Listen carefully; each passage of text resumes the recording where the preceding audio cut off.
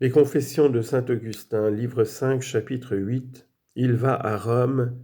contre la volonté de sa mère. Ainsi, ce fut par l'ordre de votre providence que je me laissai persuader d'aller à Rome, pour y enseigner la rhétorique plutôt qu'à Carthage. Et il faut que je raconte ici le sujet qui me porta à ce voyage, afin de vous en rendre grâce et de publier vos louanges devant tout le monde, parce qu'on y voit reluire d'une manière admirable votre sagesse toute divine, dans ces détours si secrets et si imperceptibles par lesquels vous m'avez conduit,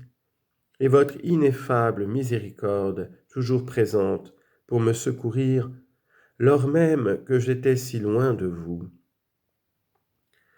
Car j'entrepris ce voyage non dans le dessein d'acquérir plus de biens et plus d'honneur, ainsi que mes amis me le faisaient espérer, quoiqu'alors la considération de ces avantages put avoir quelque force sur mon esprit. Mais la principale raison, et presque la seule qui m'y porta, fut que j'avais entendu dire que la jeunesse y était beaucoup plus docile et mieux réglée, et que ceux qui étudient non seulement ne se jettent jamais en foule et avec insolence dans la classe d'un autre maître que le leur, mais qu'ils n'y entrent pas même que lorsqu'il le leur permet. Au contraire, à Carthage, c'est une chose honteuse que de voir jusqu'à quel point la licence règne parmi les écoliers. Ils entrent dans les classes avec une impudence extrême qui tient quelque chose de la fureur. Et après y être entrés, ils troublent l'ordre que les maîtres y ont établi pour l'avancement de leurs disciples,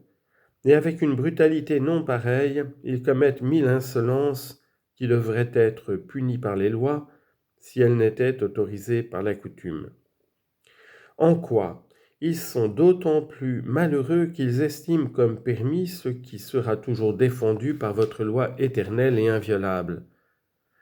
Et après cela, ils s'imaginent qu'ils commettent ces excès impunément, ne considérant pas qu'ils sont punis par cet aveuglement même dans lequel ils les commettent, et que les maux que leurs péchés causent dans leur âme sont incomparablement plus grands que tous ceux qu'ils peuvent faire souffrir aux autres. Ainsi, ayant aimé la licence lorsque je n'étais qu'écolier dans ma jeunesse, j'étais contraint de la supporter dans les jeunes gens en cet âge où j'étais devenu leur maître. Et c'est ce qui me donnait d'autant plus d'envie d'aller en un lieu où tous ceux qui en avaient connaissance m'assuraient que l'on ne vivait pas de la même sorte. Ce fut là de véritables mouvements qui me fit résoudre d'entreprendre ce voyage. Mais vous, mon Dieu, mon espérance et mon trésor en la terre des vivants, vous me portiez à changer de lieu pour me faire changer de vie. Vous me faisiez sentir des dégoûts et des déplaisirs pour m'arracher de Carthage,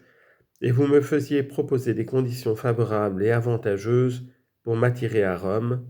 employant en l'un et en l'autre l'entremise des personnes qui n'aimaient qu'une vie morte, dont les uns m'irritaient par leurs excès, et les autres ne me promettaient que des choses vaines. Ainsi, par une conduite secrète de votre providence, vous vous serviez et de leurs dérèglements et du mien propre pour me faire sortir de mes erreurs. Car ceux qui troublaient mon repos étaient possédés d'une passion aveugle et furieuse. Et ceux qui me promettaient ailleurs un état plus favorable n'avaient des pensées que pour la terre. Quant à moi, comme je fuyais à Carthage une véritable misère, je cherchais à Rome une fausse félicité.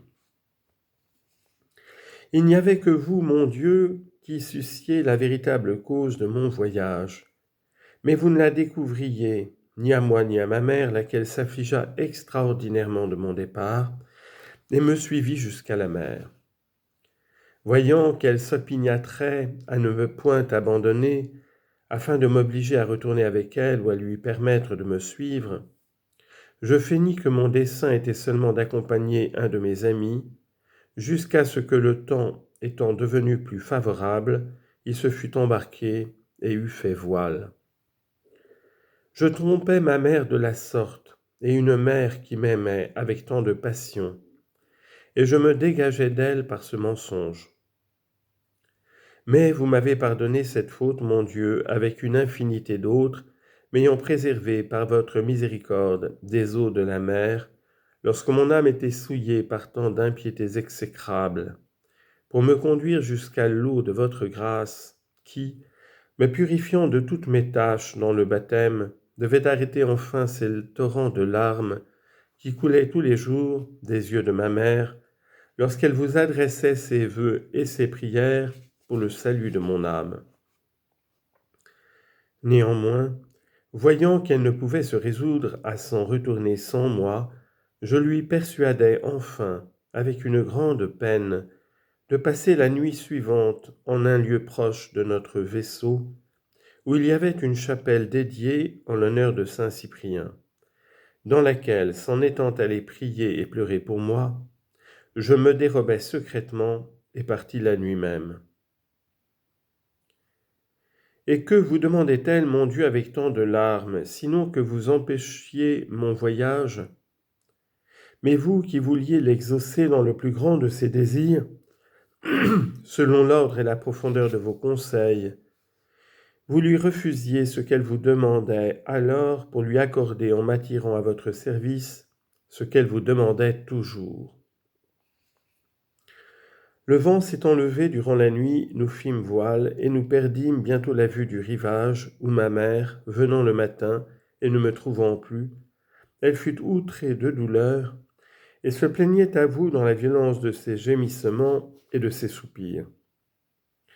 Mais vous n'écoutiez point, mon Dieu, tout ce qu'elle vous disait, permettant que je fusse emporté par le mouvement de mes passions en un lieu où vous aviez résolu de les guérir, et que cette extrême affliction qu'elle ressentait à cause de moi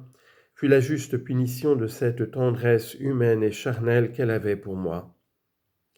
Car elle ne pouvait me quitter, et elle était attachée à moi comme son mère d'ordinaire, et beaucoup plus que beaucoup de mères.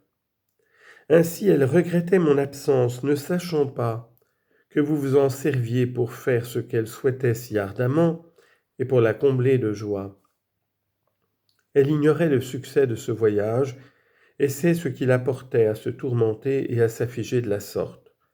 en quoi elle témoignait qu'elle était héritière de la faute et de la punition d'Ève, recherchant avec tant de douleur celui qu'elle avait enfanté dans les douleurs. Et néanmoins, après cette plainte de cette tromperie que je lui avais faite, et de la cruauté avec laquelle je la traitais, et vous avoir recommandé de nouveau le soin de mon âme, elle s'en retourna chez elle, et moi, je continuai mon voyage pour aller à Rome.